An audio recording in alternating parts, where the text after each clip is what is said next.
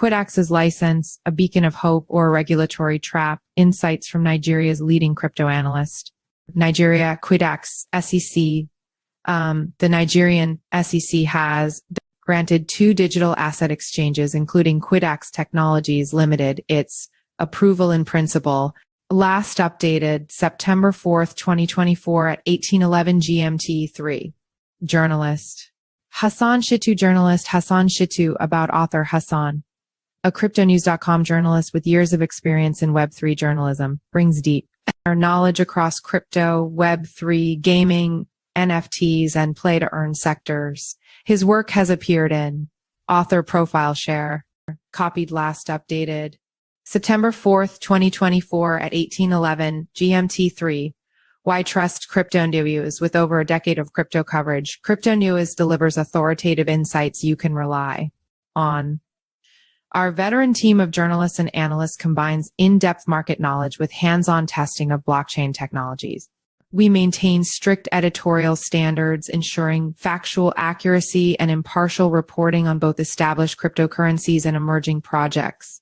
Our long-standing presence in the industry and commitment to quality journalism make Cryptonews a trusted source in the dynamic world of digital assets.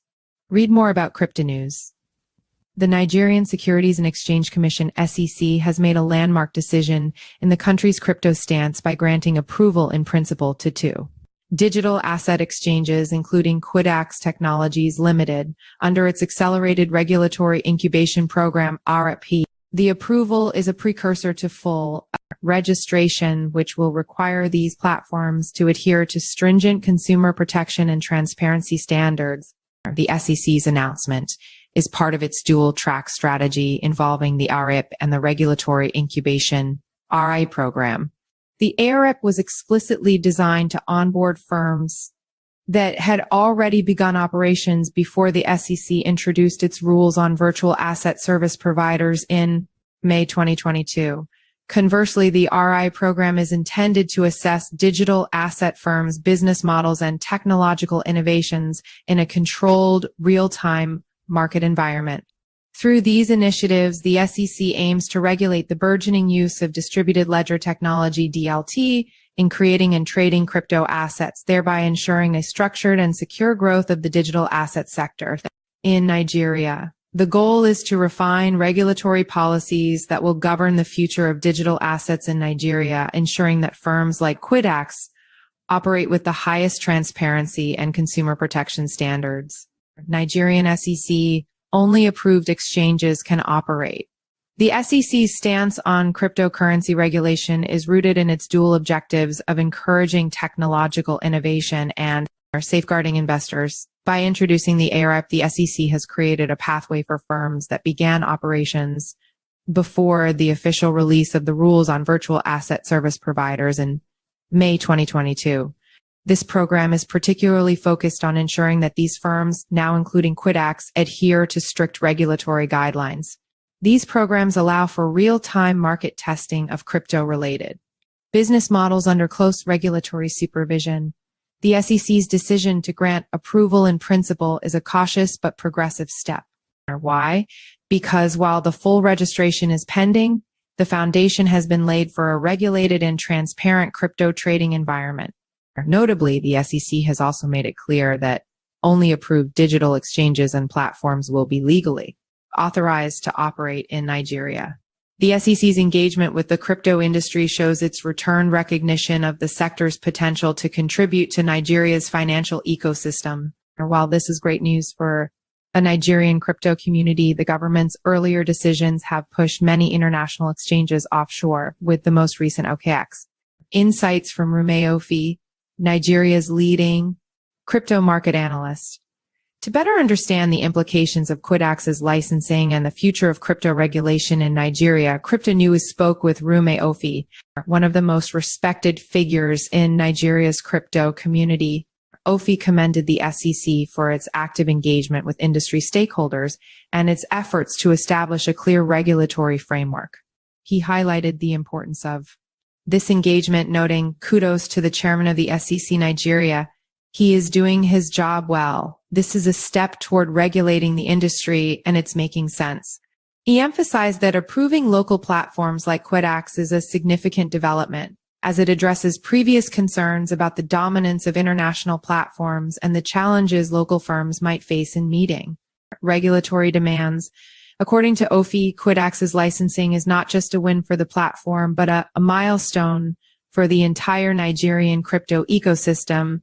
He expressed relief and optimism about local platforms being recognized and supported by the regulatory framework, stating, "We were scared at some points about how local platforms would be able to take care of all of these."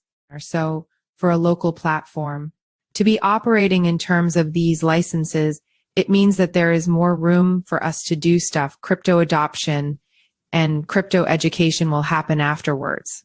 Ofi believes this move will encourage more local players to participate in the Nigeria crypto market. However, Quidax's securement of this approval is a positive indication that local firms can indeed compete and thrive in a regulated environment. It's good so the international guys will not be the only ones controlling the entire industry. Implications for crypto adoption in Nigeria. Ofi foresees a positive impact on crypto adoption in Nigeria, predicting that the regulatory clarity provided by the SEC will attract institutional investors, fintech companies, and even traditional businesses to explore crypto assets. We will see more institutional investors in crypto companies and fintech companies. Other companies are going to invest in crypto. They are going to have some of their balance sheets in crypto over time. This, he argues, will drive the growth of the market, enhance liquidity, and create more opportunities for Nigerians to engage with digital assets. However, Ofi also stressed the importance of education in driving adoption. He noted that while Quidax has made efforts in online education, there is a critical need for more grassroots engagement. Drawing from his experience with other platforms, he suggested that Quidax could enhance its reach by adopting on-ground initiatives similar to those previously implemented by Luno. We even went to Computer Village to do on-spot campaigns for crypto.